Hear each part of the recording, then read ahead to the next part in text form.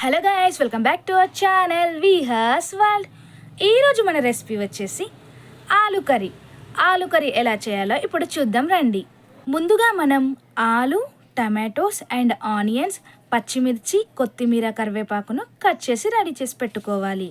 Stove on చేసుకొని కడాయిని పెట్టుకొని అది హీట్ అయ్యాక అందులో 2 స్పూన్స్ ఆయిల్ని వేసుకొని 1 స్పూన్ జీలకర్ర అలాగే మార్వడి మెంతం వేసుకోవాలి.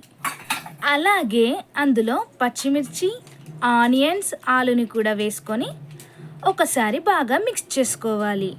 ఈ రెసిపీని రైస్లోకైనా రోటీలోకైనా తినేయొచ్చు.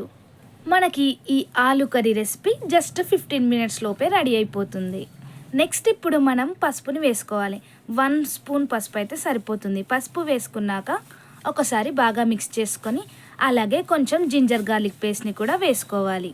జింజర్ గార్లిక్ పేస్ట్ వేసుకున్న తర్వాత మరొకసారి మిక్స్ చేసుకోవాలి. అలాగే కొద్దిగా సాల్ట్ని కూడా వేసుకోవాలి. సాల్ట్ వేసుకోవడం ద్వారా మనకి ఆలు అనేది తొందరగా కుక్ అవుతుంది.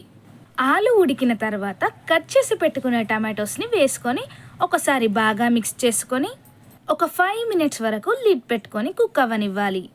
ఆలు కర్రీ చేసుకోవడం చాలా సింపుల్.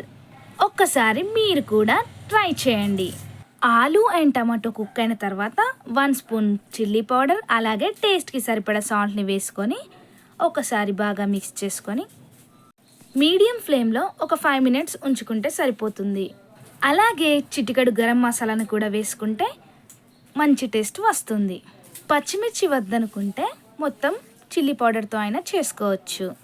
గ్రేవీ కోసం కొద్దిగా వాటర్ని యాడ్ చేసుకుంటే సరిపోతుంది. వాటర్ని వేసుకున్న తర్వాత ఒక 2 మినిట్స్ వరకు లో ఫ్లేమ్లోనే ఉండనివ్వాలి. ఆలు కర్రీ రెడీ. ఒక బౌల్లోకి సర్వ్ చేసుకొని తినేయచ్చు. రోటీతో కానీ రైస్తో కానీ తినేయచ్చు. చూసారు కదండి, ఎంతో ఈజీగా 10 to 15 మినిట్స్ లోపే ఆలు కర్రీని రెడీ చేసుకోవడం ఎలానో. మీరు కూడా ఒకసారి ట్రై చేయండి. మరిన్ని వీడియోస్ కోసం ఛానల్ని సబ్స్క్రైబ్ చేసుకోండి.